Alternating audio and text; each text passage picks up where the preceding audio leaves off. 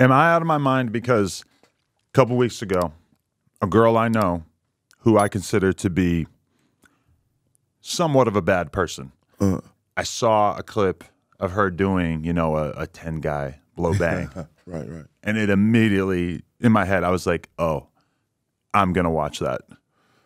Yeah, because you're waiting for the point that, she's going to take it, the whole, the myriad of load interface, hopefully. But meanwhile, if she was someone that I loved as a person, I might not have felt the need to go check that out. Check it. Well, what's crazy along those lines is when there's certain women that you hold in a certain appeal, and then you find out that what their parameters are far greater than what you thought. Like there's a number of girls where I'm like, man, I loved having worked with this chick.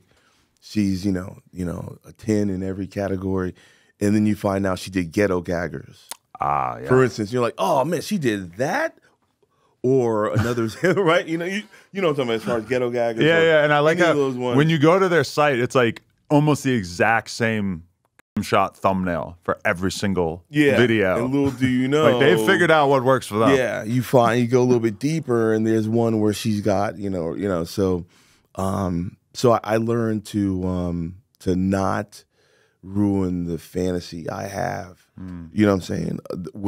For a particular female that I may have worked with, and then because there are certain companies, right, and there are certain individuals that could get a different response from the same girl. And a perfect example is if you're familiar, if those out there that are familiar with Rocco Siffredi, the great Italian performer, right, probably the greatest performer in history of pornography. If people didn't know, check out Rocco Siffredi. What I've known him, and Mark Davis is also like this too. Marcus as well. Brian Pumper as well. You consider him one of the ghosts. That's very interesting. Okay. Well, Brian. Brian could do something that no one else can do. What's that? But before that, I will say this: those gentlemen that I just mentioned, and it's a skill I learned, and I'm still learning. The ability to get a woman to do, and I don't mean the coercion in any way, but bring out a sexuality in a woman that she may not release in anybody else's scene. What I've seen some girls do with those guys, when I work them, I'm like, damn, she didn't do that with me. You know what I'm saying? Especially with Rocco, man, what he would have the same chick do. I'm like, there's no way she did that. And you look at, she did it, right? Wow.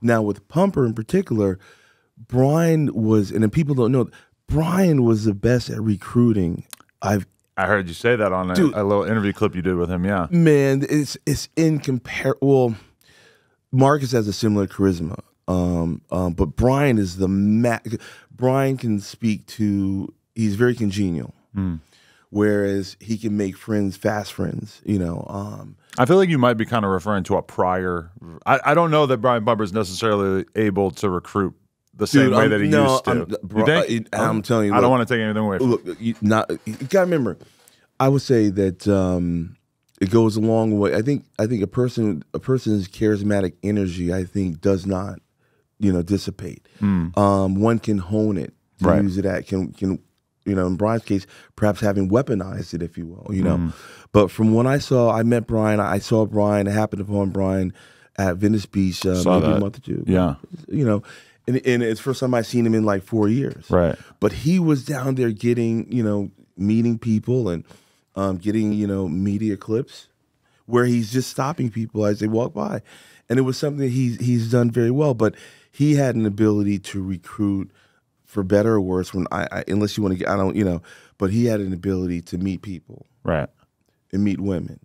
Beautiful girls that perhaps had no interest. Now, perhaps he arrived at that girl doing a scene in a way that is debatable as to whether it should have went that way. But I'm just talking on purely being able to meet a woman on site, and her being willing to get into a business where she would otherwise have no interest. And he was able to do this without so I'm saying there are certain skill sets that are real. We've all known dudes in our life who had the gift of gab, where they were able to be in a bar and go chat up a group of girls and sort of win them over. And maybe you're the more high value male theoretically, but this dude's got the gift of being able to talk to him.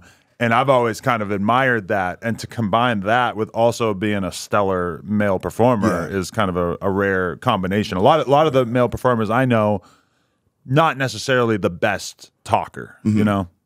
Well, it's a skill that I wish I learned when I was in college, as a matter of fact, is the ability to socialize in a bar environment, right? Because as you get older, you realize that those social skills are applicable in many environments. And nobody teaches you that. You can't. No, it's a learned behavior. Right. I mean, like if I never liked beer, right? So I would never be in the bars at Syracuse. I went to Syracuse University. I would never be at the bars drinking beer because I don't like beer. And similarly, I have good friends that are into salsa right now, right? And I would love to go salsa dancing. I can dance, but I would love to go salsa, but I don't like the music.